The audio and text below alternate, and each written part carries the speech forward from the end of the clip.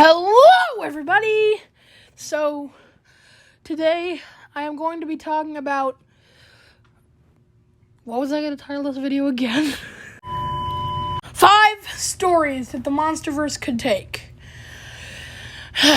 In spirit of Godzilla King of the Monsters' 3rd anniversary. By the way, I really missed 2019. So... I don't want to hold off this any longer because I'm still on a limited time span for how long today is. So,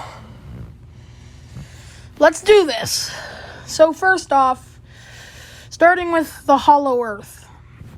Now, I feel like I don't really like the Son of Kong idea. I feel like they should just go with the Kong Hollow Earth direction. But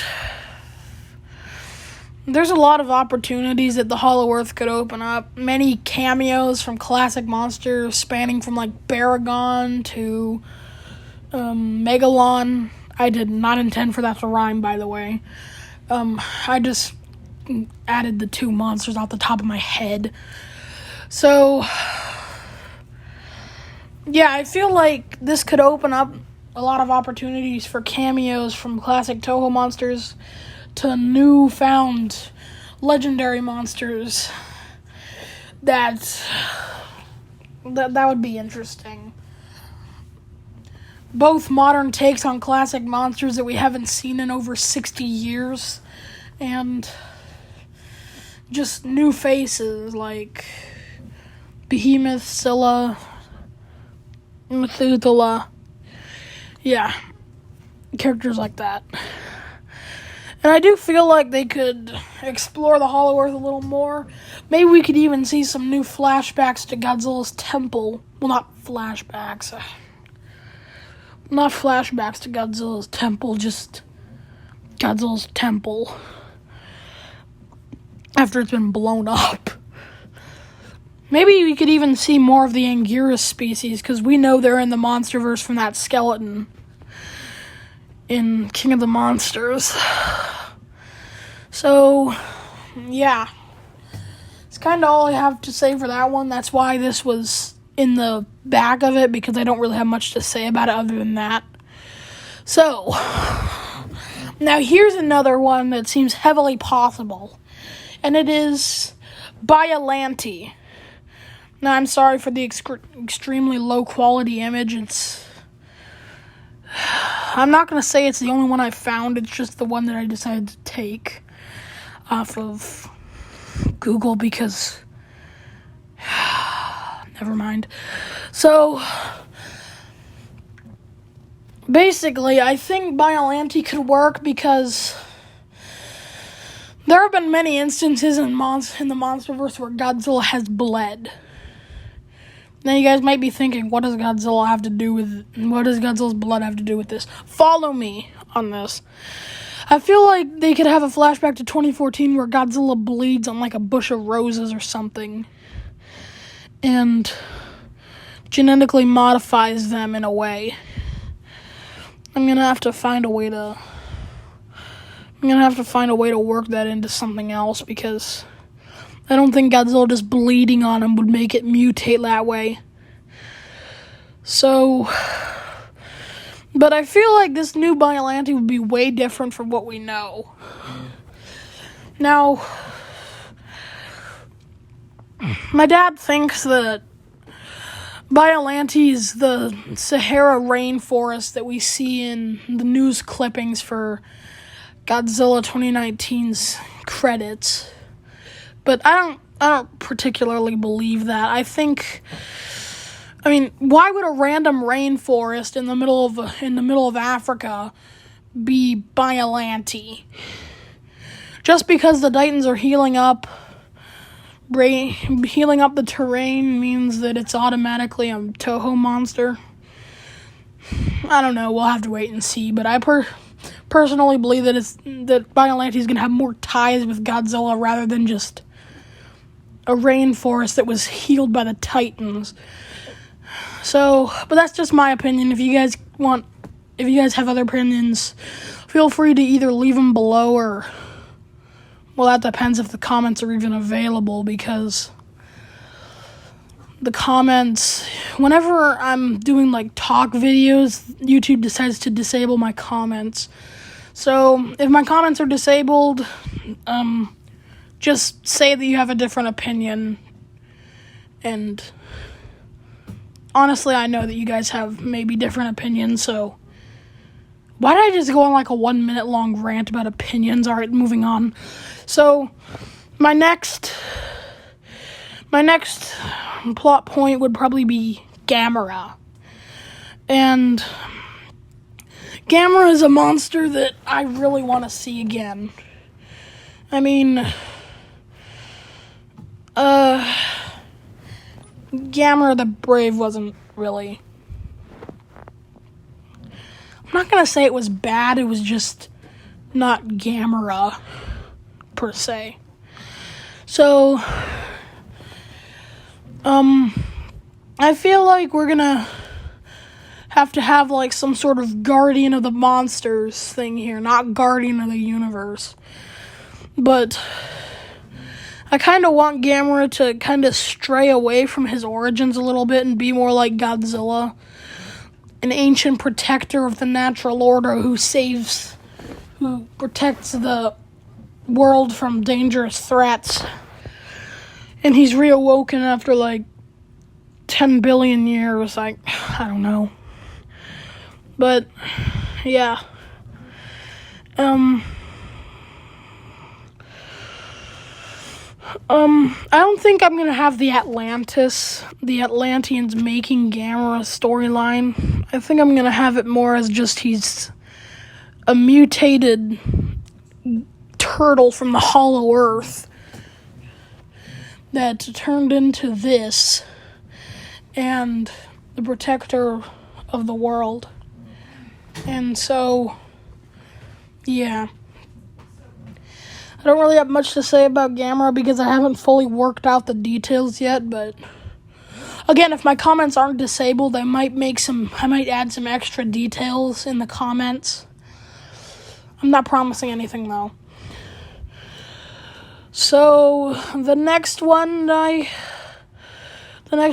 I think the MonsterVerse would take, which I kind of know this is gonna happen because, well, it's kind of obvious. There's been a lot of hints.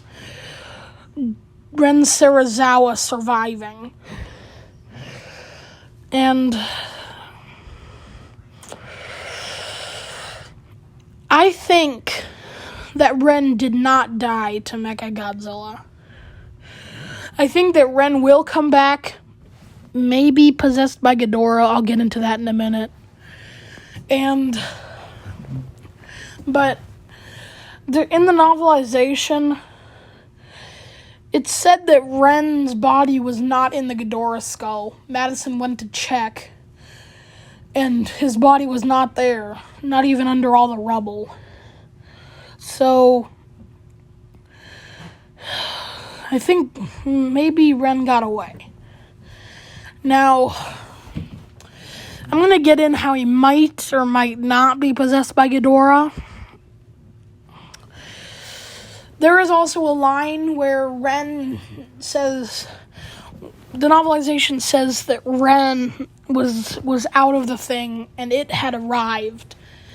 Now that could be referring to Ghidorah possessing Mechagodzilla, but it might also be referencing to Ren's consciousness being swapped for Ghidorah's consciousness inside of Ren's body.